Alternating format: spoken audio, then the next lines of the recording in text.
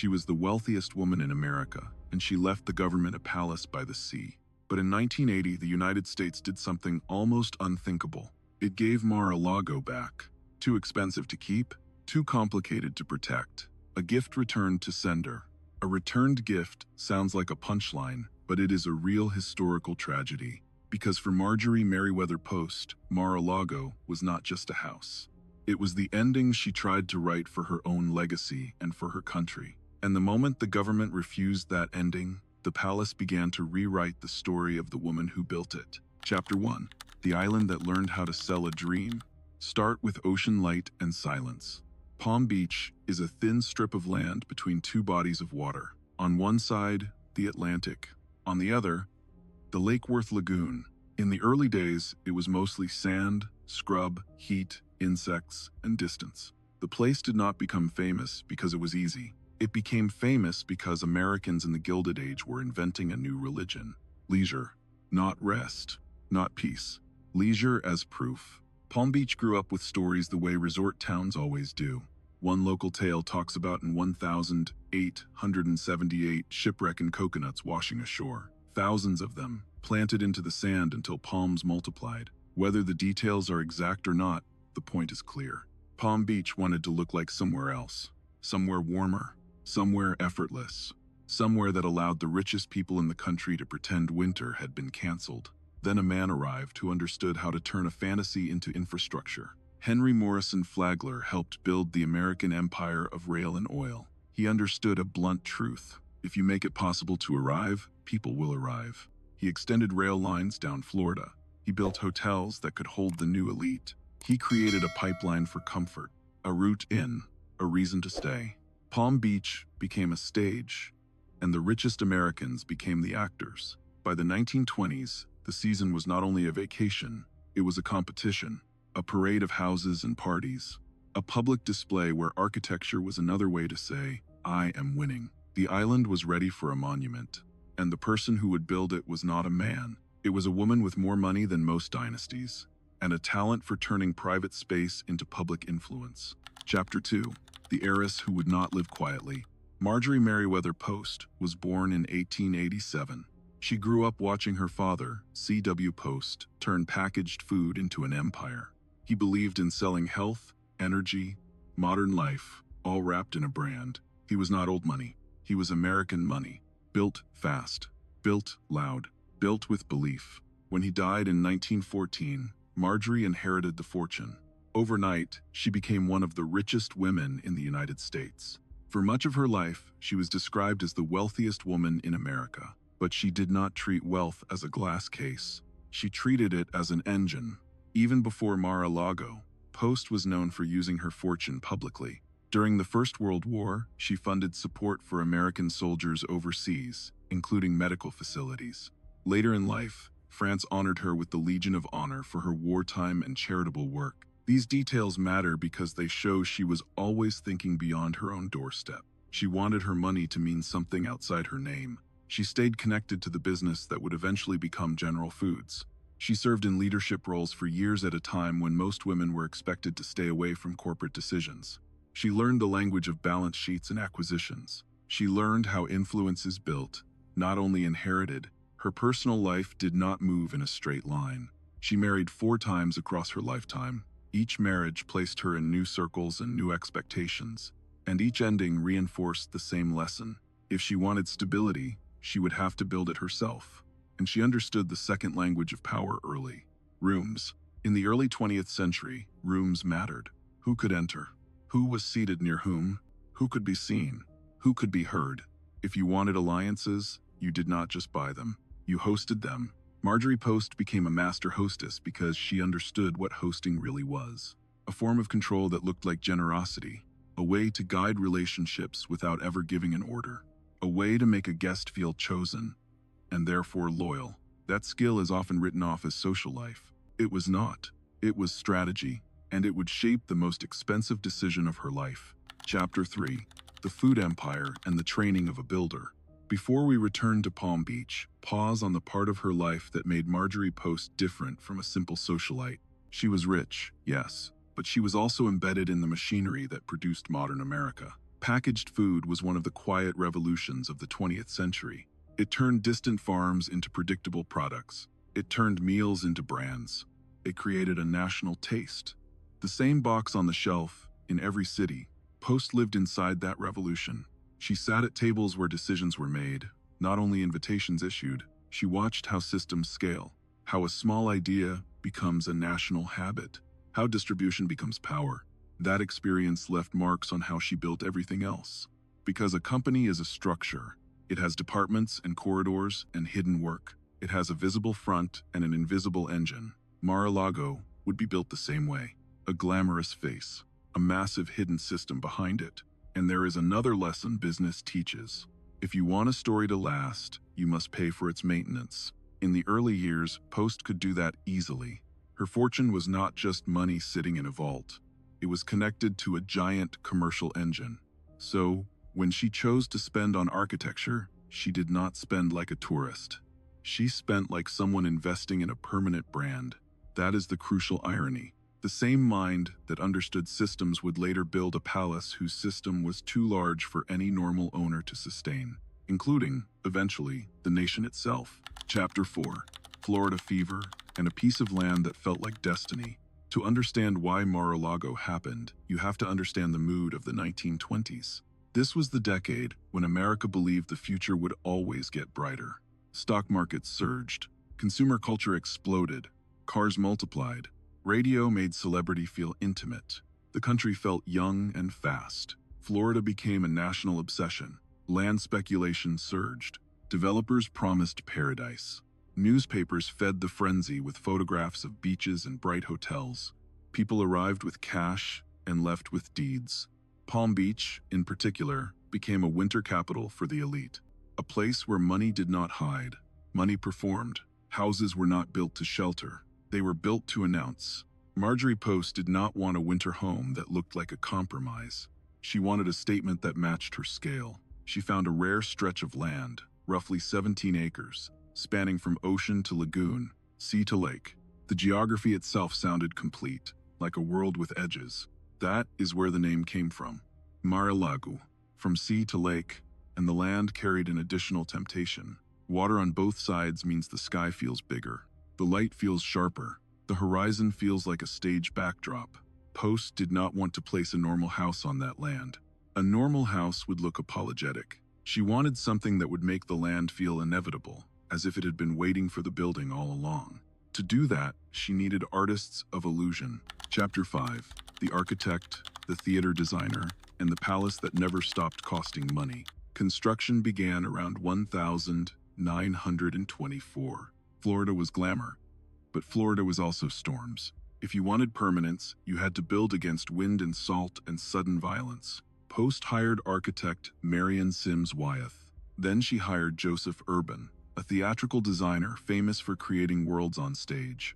That detail is the key. Urban did not think in furniture. He thought in scenes. He thought in movement. He thought in emotional pacing. He knew how to guide an audience from one reveal to the next. Post reportedly spent about $7 million in the 1920s.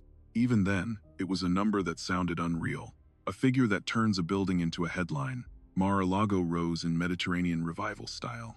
Arcas, loggias, courtyards, long corridors designed to catch sea air, interior spaces arranged for drama, outdoor spaces arranged for procession.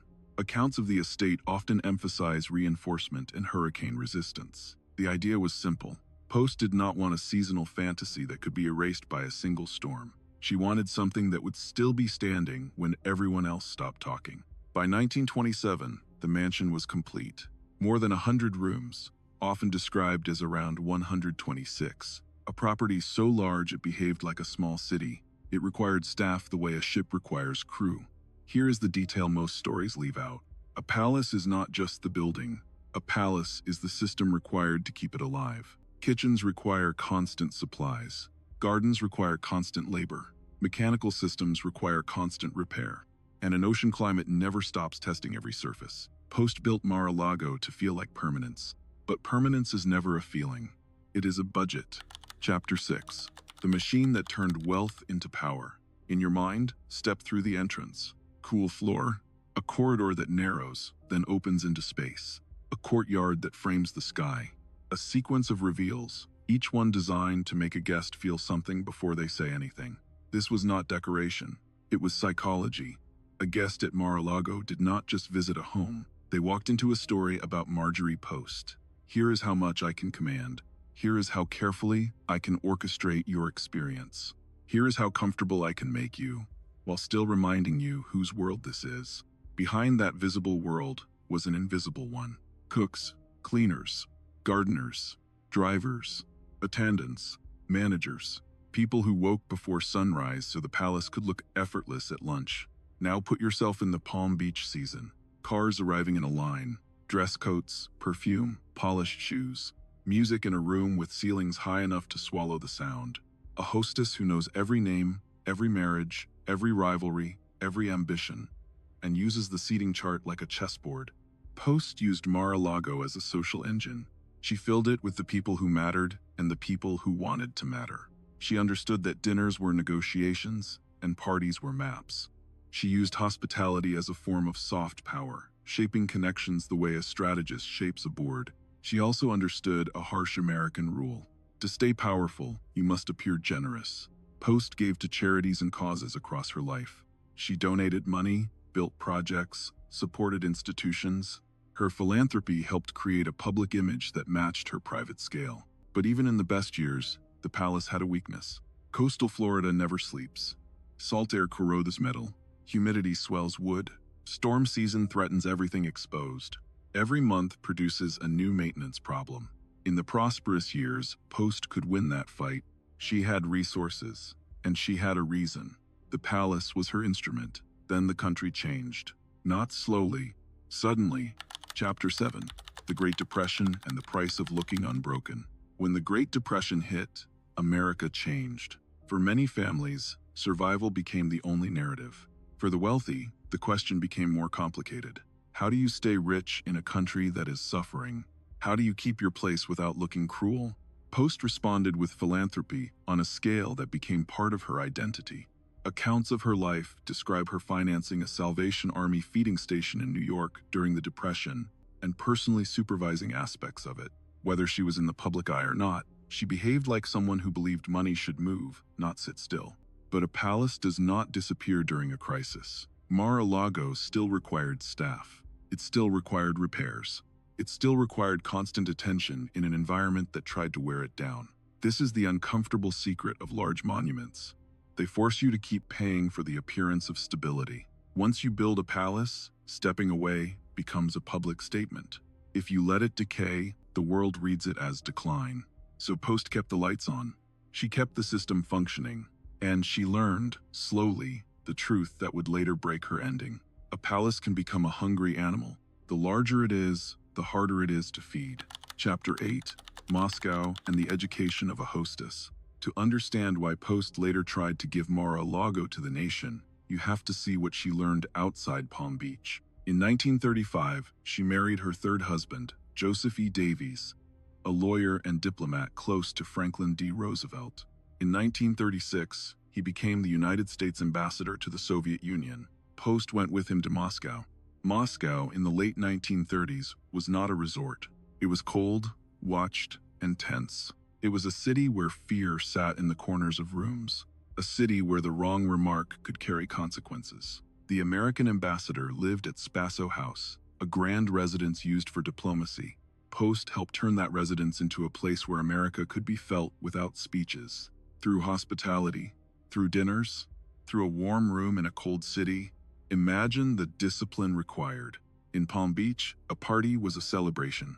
In Moscow, a dinner was a balancing act. Picture Spaso House lit from within, a warm island in a winter city. American staff moving quietly, silver polished, linens pressed, the room staged to feel calm. Guests arriving with careful smiles, diplomats and officials measuring each other before the first course. Post understood that small details could do what speeches could not. A well-timed toast could soften a room. A well-placed seat could create a channel for conversation.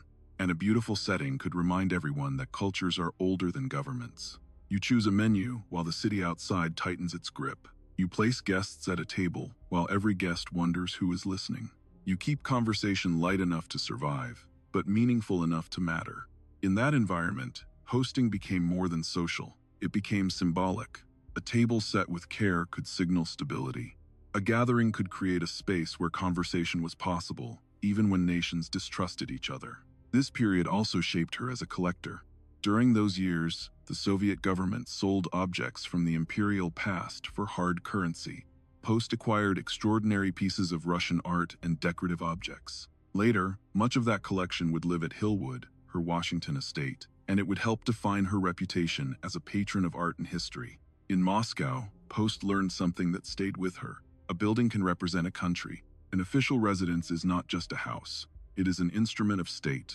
It projects identity, continuity, and power. When she returned to America, she carried that lesson. And when she looked again at Mar-a-Lago, she began to imagine it as more than a private palace. Chapter 9.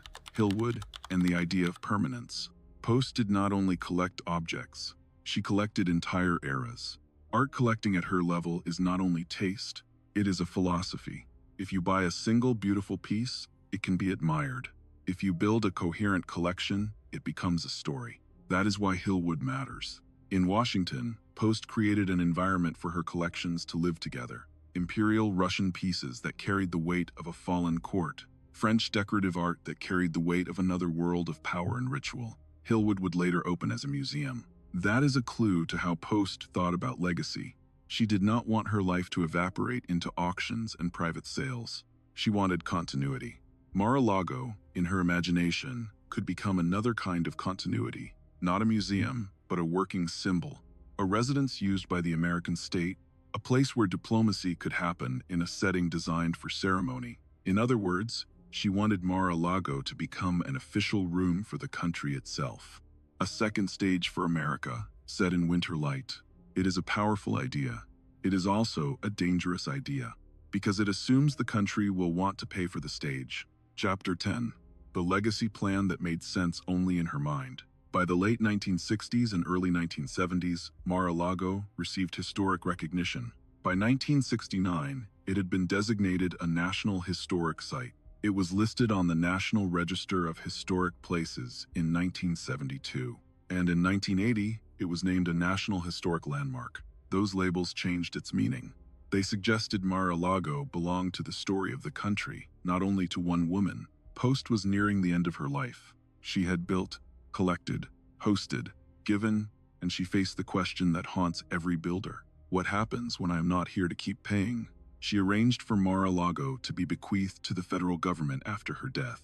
The intention was that it could serve as a presidential and diplomatic retreat, a place for state visits, a winter setting for American hospitality at the highest level. It was a bold, almost royal gesture, but it was also deeply American.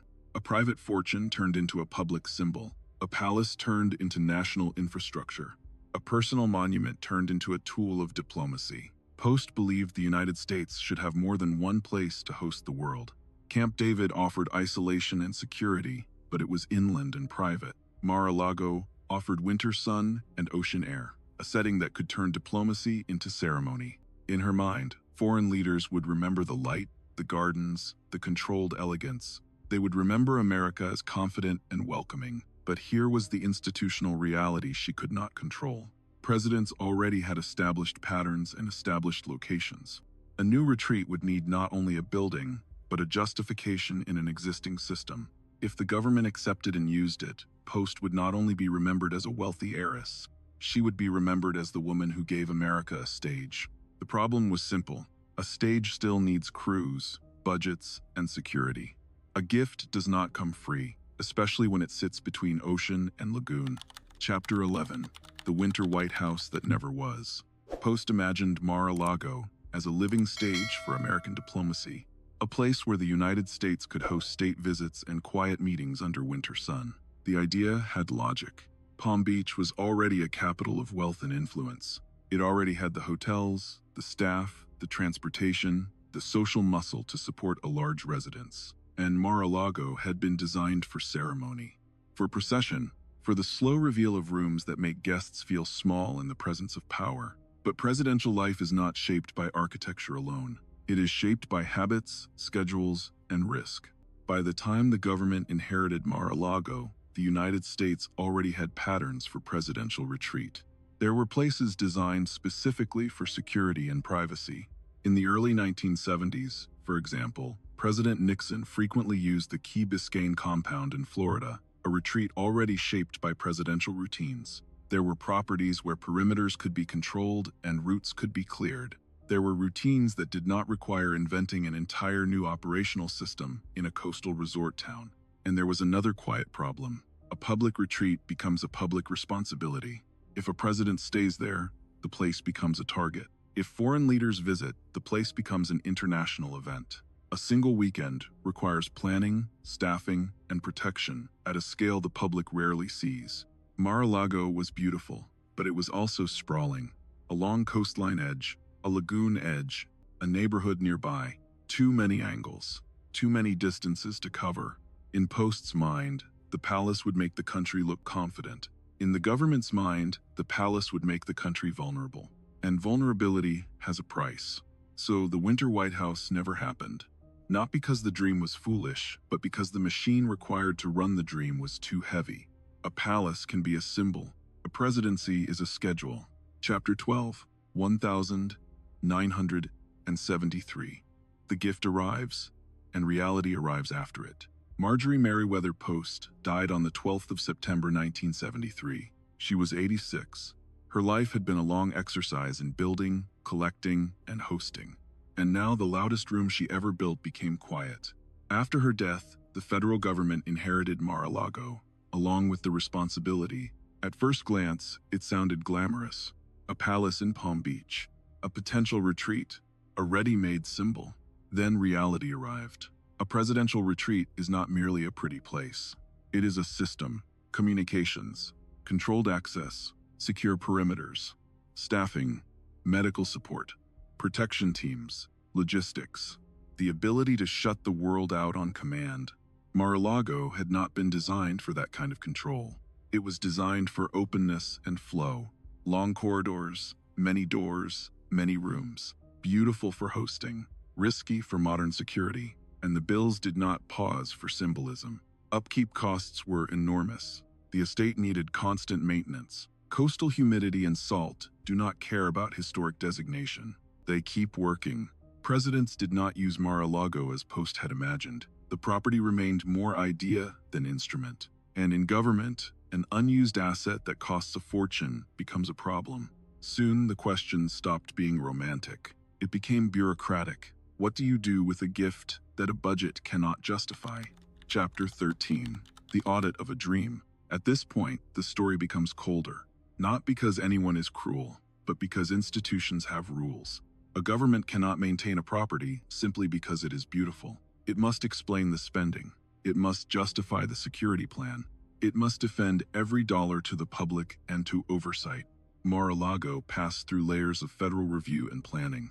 Even with historic status, the government would have needed a clear management structure and a clear mission. Advisory discussions could not change the physical truth of the site. It was sprawling, open, and designed for flowing guests, not controlled perimeters. Mar-a-Lago was built like a poem, not like a fortress. It had too many entrances and too many sight lines, too many places where a person could slip away, too many places where a threat could hide, and the location itself created a problem. Between ocean and lagoon, the estate sat in a place that was hard to lock down without changing its nature. To secure it the way a modern retreat requires would mean fences, checkpoints, restricted zones, and a constant presence of protection. It would mean turning a palace designed for openness into a controlled compound. Even then, the costs would not stop, because Mar-a-Lago did not only need security, it needed caretaking, staffing and repairs, insurance and upkeep, the endless fight against corrosion, moisture, and weather. So the dreams stalled, and stalled dreams do not stay neutral. They become liabilities. Chapter 14. Etusine onihundra of Heiress, Return to Seno. On the 23rd of December 1980, Congress passed an act that ended federal responsibility for Mar-a-Lago and provided for its transfer away from the government. In practical terms, it set the return in motion.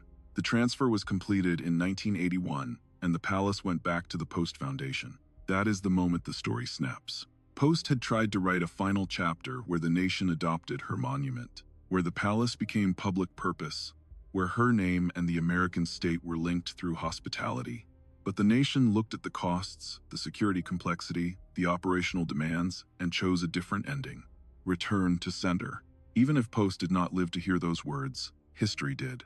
A palace offered to the country, a palace given back. This is why Mar-a-Lago feels like a curse in narrative terms. It turns generosity into burden.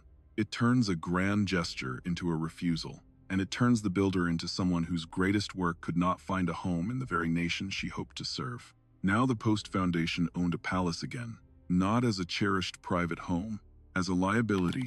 Chapter 15, The Foundation Trap and the Years When the Palace Almost Vanished. In the early 1980s, Mar-a-Lago became a famous kind of impossible asset, too large to be a private home for most buyers, too expensive to run as a museum without a steady endowment, too valuable to abandon, and too costly to keep. The Post Foundation was not a government agency.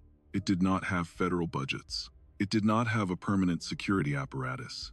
It could not declare the palace essential and force the country to pay for it. It faced the kind of problem that feels almost unfair. A priceless building can be a financial emergency. Beauty does not pay for electricians.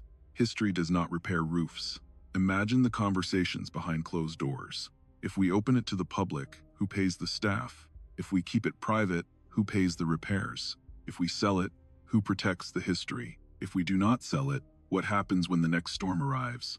Without consistent use and funding, a great building begins to deteriorate. Not from malice, from time, paint peels, leaks spread, gardens lose their precision, staff shrinks, the silence changes, and in a coastal estate, neglect is not quiet.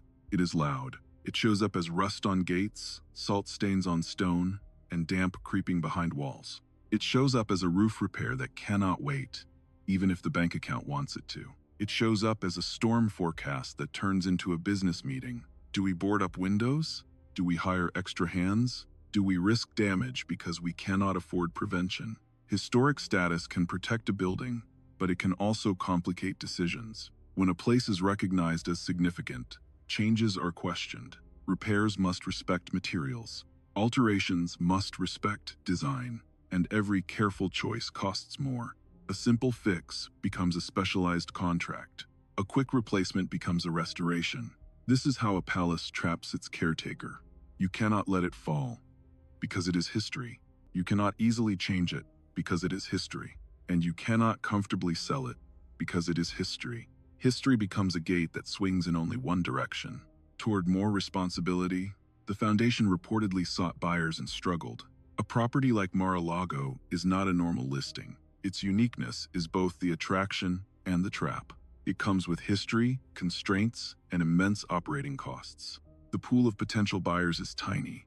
The pool of buyers who want it and can keep it alive is smaller still. Pressure builds in a predictable way. Each month adds costs. Each season adds wear, and the longer a monumental property sits, the more plausible the unthinkable becomes. Demolition. Not because someone hates history, but because someone needs an exit. Here is what makes this section truly tragic. Post tried to protect the palace by handing it to the one entity she believed could preserve it forever. The federal government. When that entity returned it, the palace fell into the most fragile phase of its existence.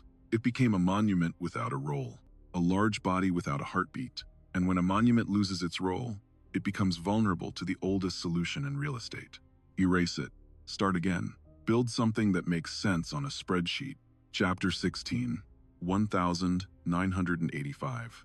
The deal that changed the meaning of the house. In 1985, Donald Trump entered the story. At the time, he was known primarily as a New York real estate developer with a taste for publicity and negotiation. He was interested in Palm Beach, and he recognized what the Post Foundation was facing: a costly asset under pressure. Trump understood leverage. Change the options, and you change the price. Accounts described tactics that discouraged other bidders and increased pressure on the seller. Whatever the details, the result was clear.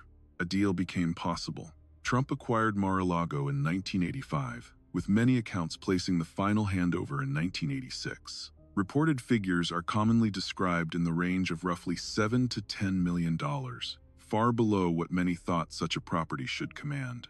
Reports often place the purchase in late 1985. However, the exact number matters less than what the deal signaled.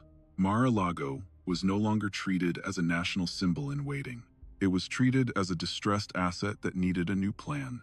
Trump did not simply buy a house. He bought a problem, and problems are where leverage lives. A palace that could not be carried by government or foundation money now had to pay for itself. Then came the second shift. Post had built Mar-a-Lago as a private instrument. Then she tried to make it a national instrument. Now it would become something else entirely. A commercial instrument. That is not a moral judgment. It is a description of survival. Because private clubs have something governments and foundations often do not. A built-in revenue model. Chapter 17. The business model that kept the lights on. After the purchase, restoration and change followed. A mansion that large cannot remain frozen. It must be repaired, updated, reworked, but more important than renovation was reinvention.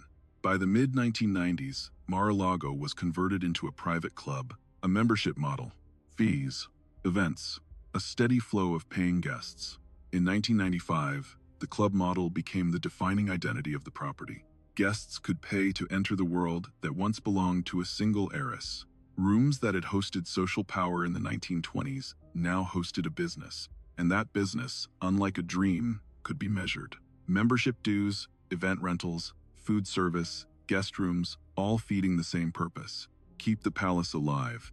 In one sense, it was the most practical answer to the problem that haunted the estate for decades.